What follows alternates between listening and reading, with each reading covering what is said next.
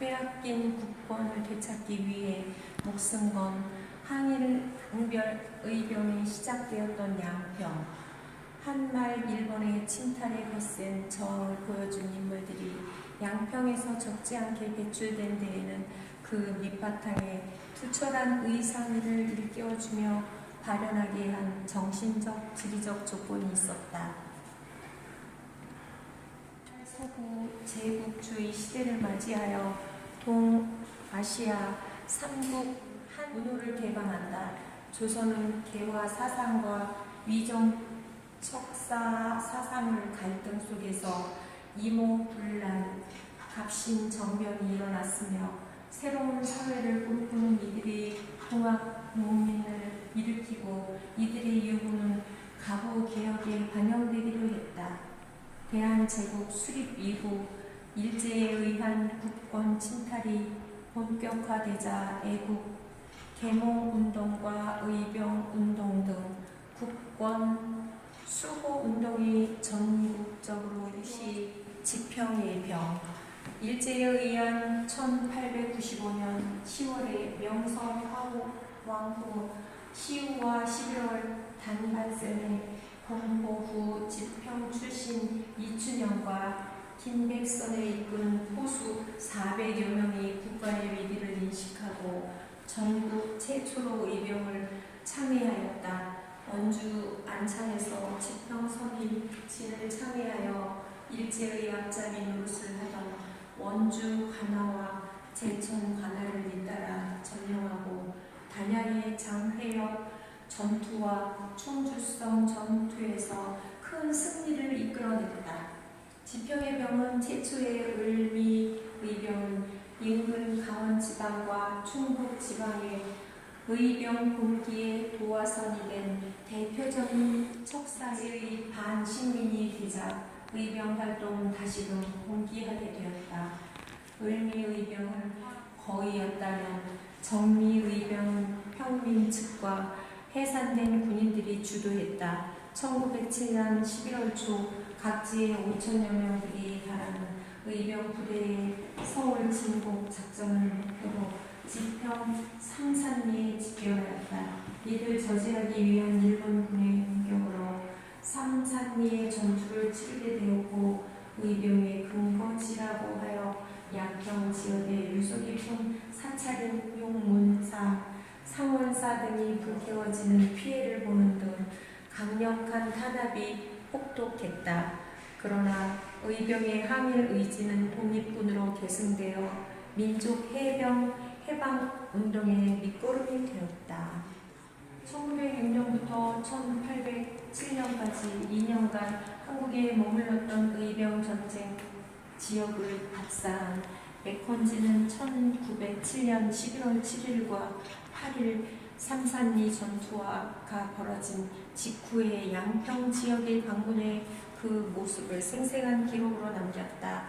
그가 만든 의병에는 군인과 유생, 농민, 어린 소녀 병사도 있었다.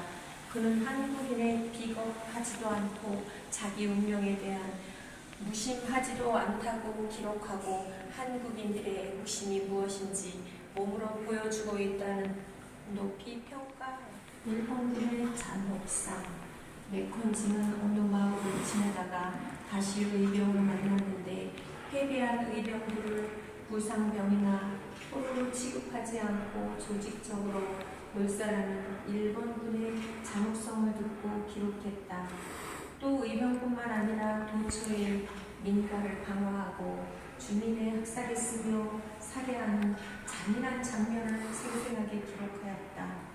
일본군은 도처에 불을 지르고 따님과 동시에 반란군을 도왔다는 협의가 있는 자를 다수 사살했다. 한국인들이 나에게 이런 사실을 이야기해 줄 때 그들이 마지막에 꼭 하는 말은 일제 사격에 가한 후 총살되는 지휘하는 일본 장교는 시체에 다가가 칼로 찌르거나 베거나 했다는 것이 없다. 나는 신빙성을 확실히 보증할 수 있는 어느 영국인에게 이와 같은 이야기를 들었다.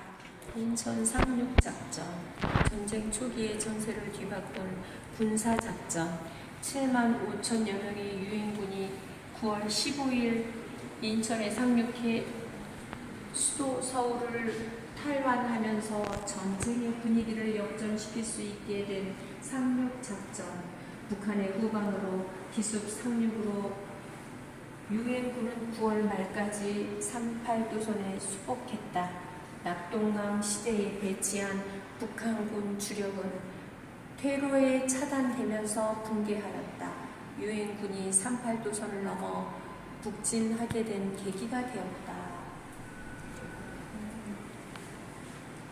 지평선의 전투, 중국군의 개입 후 유엔군의 첫 승전로 미 제4단은 제23년에 프랑스 대대에 배속돼 1951년 2월 13일부터 16일까지 지평면 일대에서 중국군의 3대 4단 규모의 집중 공격을 막아낸 방어 전투, 중국군의 참전한 유엔이 중국군에 싸워 얻은 최초의 전술적 작전전의 승리다.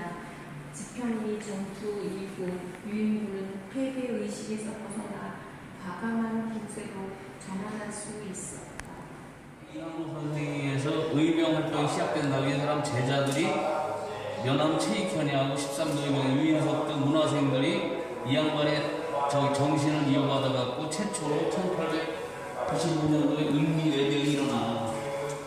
을미외병이 일어나면서 여기에 있는 양평 출신 포장군인 이 김백선이라는 분을 찾아가서 이 양반을 대장으로 해서 활동을 하다가 결국은 1896년도 1년 만에 모든 게 다 끝남과 동시에 이제 10년이 지나서 1907년도에 정미의병은 고종이 강제로 퇴위를 당하니까 다시 이제 이렇게 시작된 거예요.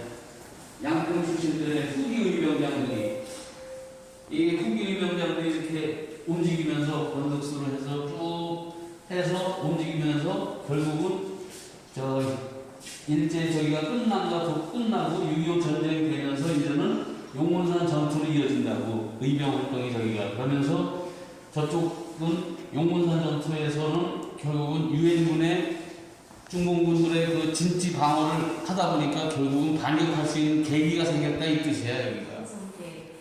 후기 의병이라고 말하는 양평의 의병 전쟁은 1905년부터 5월, 6월경 군만서에 이끄는 의병 부대 50여 명이 지평선 일진의 사무실을 습격하는 것으로 시작되었다.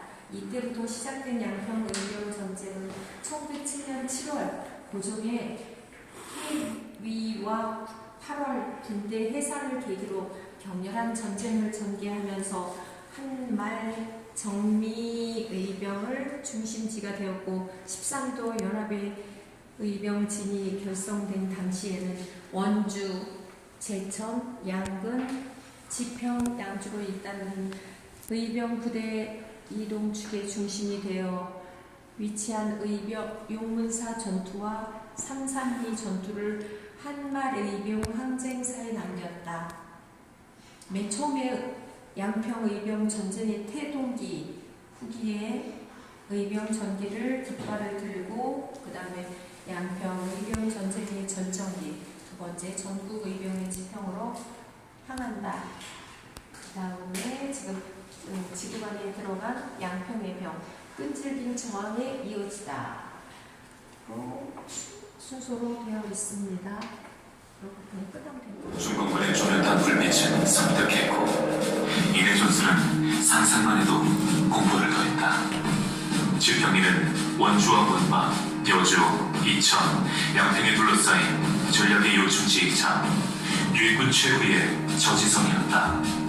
자신들의 나라를 떠나 이국 땅에서 벌이고 있는 게리자, 두리르는 자와 막으려는 자 사이에 팽팽한 긴장감은 피를 말렸다. 먼저 도착한 것은 중공군의 피리소리와 괭과리 소리였다.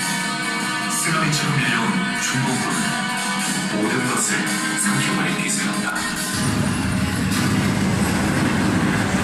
피리와 괭과리의 불협화음은 유엔군 사이렌 소리에 결연당했고 몸을 무기로 삼았던 중공군의 심리도 흔들리기 시작했다. 적의 균열을 노린 유인군의 화력은 집요했다. 마침내 적군과 아픔이 귀역했고 백병전의 비명 소리는 집현들이 가득 메웠다.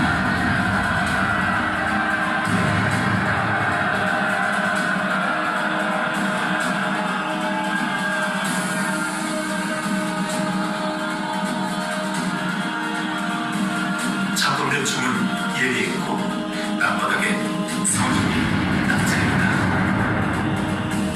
지평리 전투의 첫 장, 이렇게 비명소리와 피로 쓰여졌다. 전투 2년째. 해는 어김없이 떠올랐다. 그나마 유인군이 힘의 균형을 유지할 수 있었던 것은 제공권과 화력, 전투 신량이었다. 낮 12시 미 8군 사령관 리즈웨이 장군을 태운 헬기 소리가 급박하게 연대 본부를 흔들었다. 전날 전투에서 부상당한 연대장 프리먼 대령에게 한마디 위로의 말도 없이 그에게 내린 명령은 비장했다. 하루만 더 버텨주시라. 중공군은 세계선한 병력을 추가로 투입했다. 이내 전술의 파고는 전날보다 높았고 유인군의 방어병 역시 더 견고했다. 박혁 고탄은 쉴 새 없이 터졌고 기관총의 총열은 벌겋게 타올랐다. 기류가 터질 때마다 중공군의 팔과 다리가 잘려나갔다. 시상시해. 한마디로 지평리는 실체의 상이 없고 죽음의 바다였다.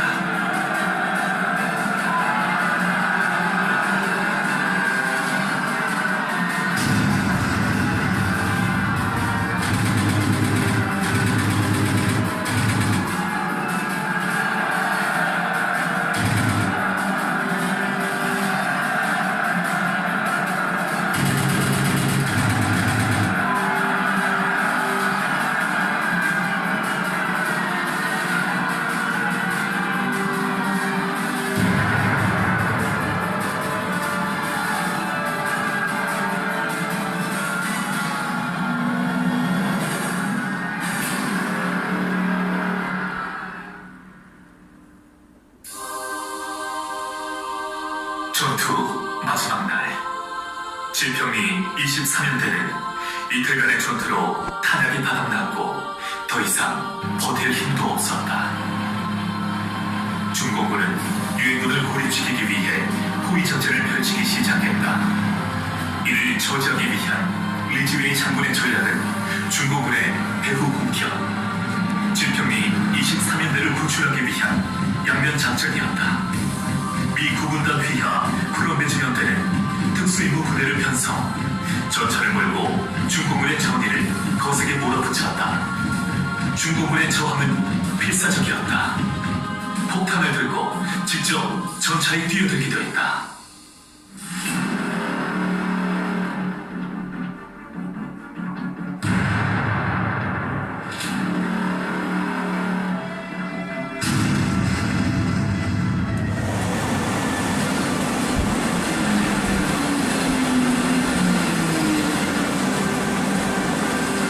특수부대와 함께 펼친 양면 공격은 역으로 중공군을 포기하는 형국이었다. 마침내 중공군의 중앙이 대나무처럼 쪼개지기 시작했다. 한마디로 타적지세. 전위부대와 후위부대가 만나는 순간 지평리 연결 작전은 성공적으로 끝났다. 전쟁은 결과와 상관없이 공포와 죽음을 남긴다. 인류 역사 5,600년 동안 14,600번의 전쟁이 일어난다. 네, 여기는 양평에 있는 용문사에 도착했습니다. 우리 한번 따라가 볼까요?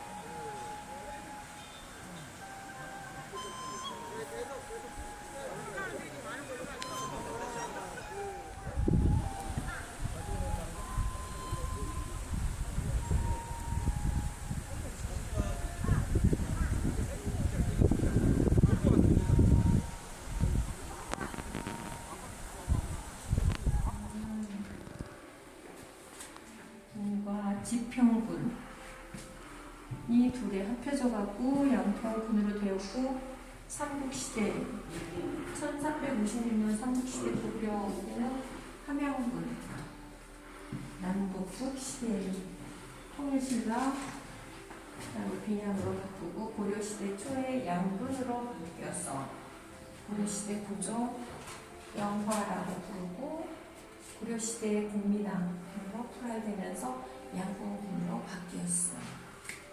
양평군은 1908년 양평군과 지평군을 합쳐서 양평군으로 부르 1914년 본군 담당이었던 남종면이 광주군으로 소속이 옮겨진 1942년 본군 담당이었던 설학면이 가평군으로 소속을 옮겨져 양평군 담당이었던 계공군이 본군으로 편입 1973년 서종면 삼해리와 노문리의 일부가 가평군으로 소속이 옮겨진 1979년 양평면이 양편읍으로 승격해서 2006년 지제면이 지평면으로 바뀌었습니다.